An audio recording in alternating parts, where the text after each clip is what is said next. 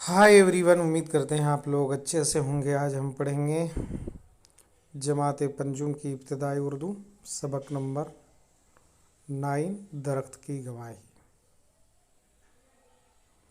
आइए लेसन को शुरू करते हैं। पुराने ज़माने की बात है, एक शख्स काजी की अदालत में हाजिर हुआ और एक दूसरे शख्स पर 100 रुपये का दावा किया। काजी ने पूछा, तुम्हारे पास कोई गवाह है? आदमी ने कहा, नहीं। काजी ने कहा, बगैर किसी गवाह के कैसे काम चलेगा? हाँ, एक सूरत ये हो सकती है कि मैं उस शख्स से कसम लेकर पूछूं। दावा करने वाला शख्स ये सुनकर बुरी तरह रोने लगा और बोला, हुजूर, ये शख्स बहुत कस्में खाता है। इसकी कसम पर आप एतबार ना करें, नहीं तो मैं बर्बाद हो जाऊंगा।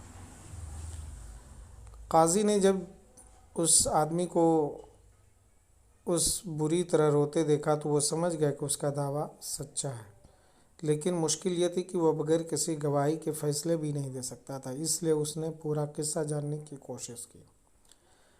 दावा करने वाले ने बताया, हुजूर, ये मेरा पुराना दोस्त है। उसे एक बार किसी काम के लिए 100 रुपये की अशद ज़रूरत थी। ये बहुत परेशान था। उसने अपनी परेशानी का जिक्र मुझसे किया। मुझे उसकी परेशानी जानकर बहुत दुख हुआ और मैंने ज़िंदगी भर की कमाई जो सिर्फ 100 रुपये थी, अपनी कमर से खोलकर उसके हवाले कर दी। उसने ये रकम मुझसे 1 महीने के वादे पर ली थी। अफसोस, आज इस बात को 4 महीने हो गए, लेकिन उसने अब तक मेरे रुपये वापस नहीं किए। काजी ने पूछा, तुमने किस जगह उसको रुपये दिए थे?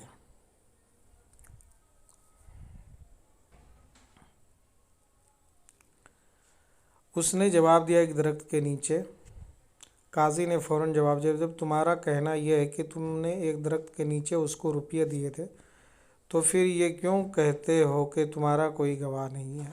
काजी ने दूसरे शख्स से पूछा, तुम क्या कहते हो? क्या ये दरख्त और जगह की बात सही है?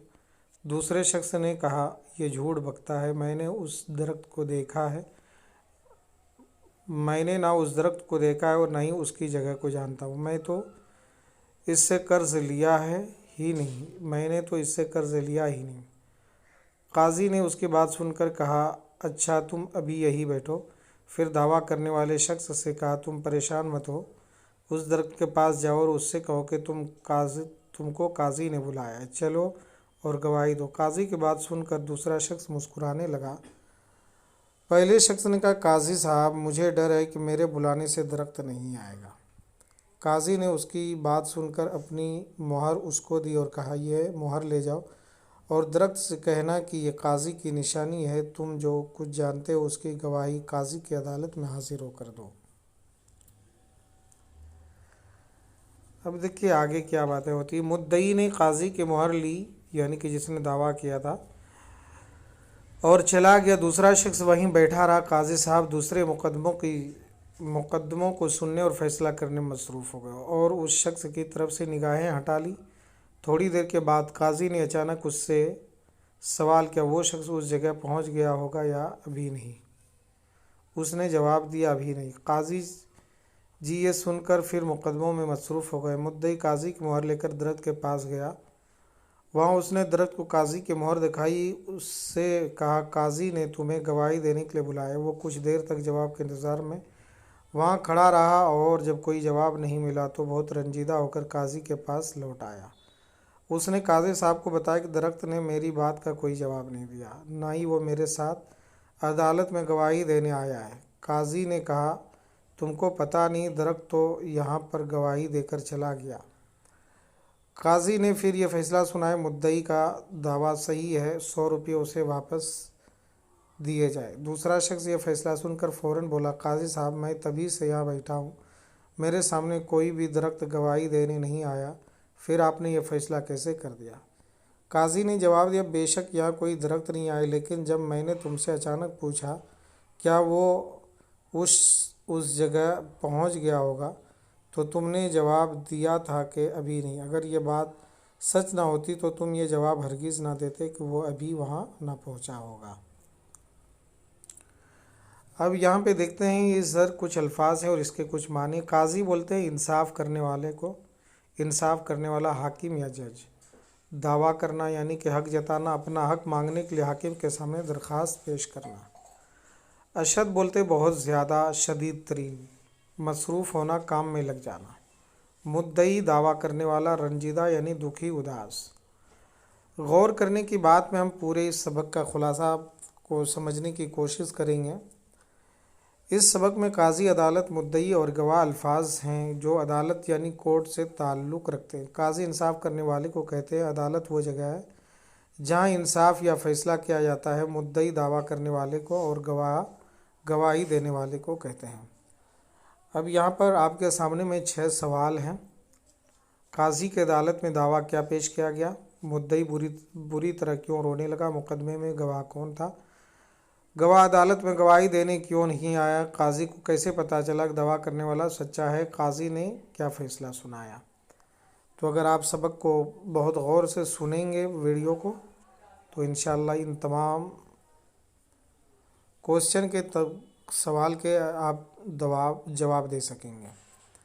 अब नीचे दिए हुए लफ्ज़ों से खाली जगहों को पूर्ण करना है ना। लेकिन मुश्किल यह थी कि वो बग़ैर किसी डैश के फ़ैसले भी नहीं दे सकता था, यानी कि यहाँ पे हम गवाही भरेंगे, लेकिन मुश्किल ये थी कि वो बग़ैर किसी गवाही के या गवाह के फ़ैसले भी नहीं सुना सकता था। इसी तरीके से यहाँ पर जो 6 अल्फाज है इसको जो है कि इसमें फिल करना है। नीचे दिए हुए लफ्ज़ों से जुमले बनाइए और खाली जगहों में लिखिए। जैसे कि वादा करना, जैसे कि हम एक जुमला बनाते हैं कि ज़ैद ने मुझसे वादा किया था कि वो मुझे शाम के 5 बजे 5वीं जमात की किताब इब्तिदाई उर्दू देगा। रंजीदा, इस वर्ड को भी हम इस्तेमाल करते हैं, रंजीदा वर्ड को। ज़ैद को जब किताब नहीं मिली तो वो बहुत रंजीदा हुआ। इसी तरीके से हर लफ्ज़ को इसमें भरना है। अब यहाँ पर लिखा है, इन तस्वीरों को गौर से देखें। ये जो तस्वीरें हैं, ऐसे अल्फाज जिनसे किसी काम का करना या होना ज़ाहिर हो उन्हें फ़ेल कहते हैं। ये एक ग्रामर की बात हुई, कायदे की। इन तस्वीरों में आपने देखा क्या? सूरज निकल रहा है। यहाँ देखिए सूरज निकल रहा है, परिंदे उड़ रहे हैं। हाँ देखिए यहाँ परिंदे उड़ रहे हैं। किसान हल चला रहा है, बेशक हल चला रहा है। औरत पानी निकाल रही है, हाँ निकाल रही है। इन जुमलों में निकल रहा है, ये निकल रहा है, चला रहा है, उड़ रहे हैं और उड़ रहे हैं और निकाल रही है जैसे अल्फाज किसी काम को करने के बारे में बता रहे हैं। निकलना, चलाना, उड़ना, निकालना फ़ेल हैं। नीचे दिए हुए जुमलों को पढ़िए और मिसाल के मुताबिक फ़ेल तलाश करके खाली जगहों में लिखिए। जैसे कि दावा करने वाला शख्स ये सुनकर बुरी तरह रोने लगा, तो यहाँ पे रोना फ़ेल है। ये शख्स बहुत कस्में खाता है, तो यहाँ पे लफ्ज़ खाना जो एक फ़ेल है। और नहीं तो मैं बर्बाद हो जाऊँगा, इसमें जो है कि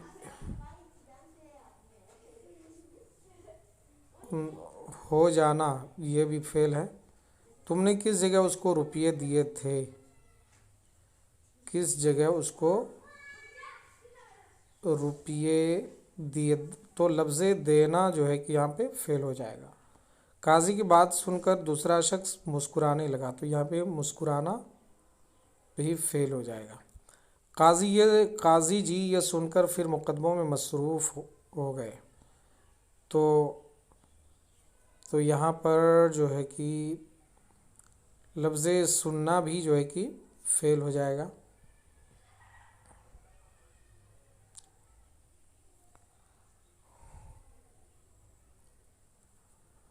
अब यहाँ पर हम देखते हैं सबक में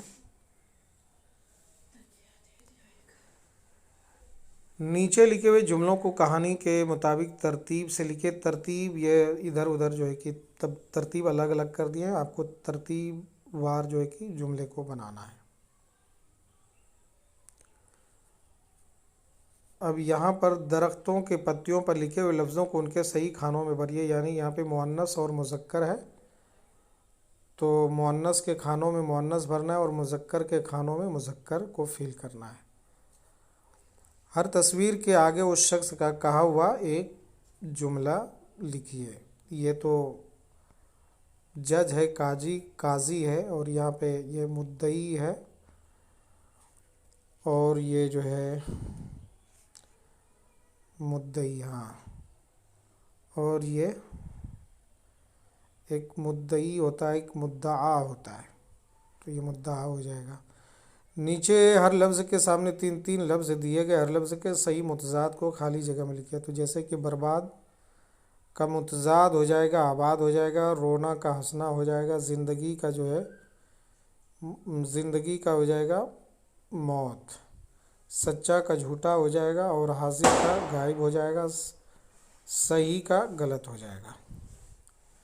अब अमली काम आपको करना है। अमली काम में जो है कि इंसाफ के ऐसे ही कुछ और किस्से तलाश करके पढ़िए और उनमें से कोई एक किस्सा अपनी कॉपी में लिखना है। तो दोस्तों, ये जो है दरख्त की गवाही लेसन को आपके सामने मैंने रखा, लेसन नंबर 9 इब्तदाई उर्दू से। दोस्तों, अगर आपको हमारा ये चैनल पसंद आए तो आप हमारे चैनल को सब्सक्राइब कीजिए, लाइक कीजिए और अपने दोस्तों तक इस वीडियो को शेयर कीजिए। जब तक आपसे हम चाहते हैं इजाज़त। खुदा हाफिज़।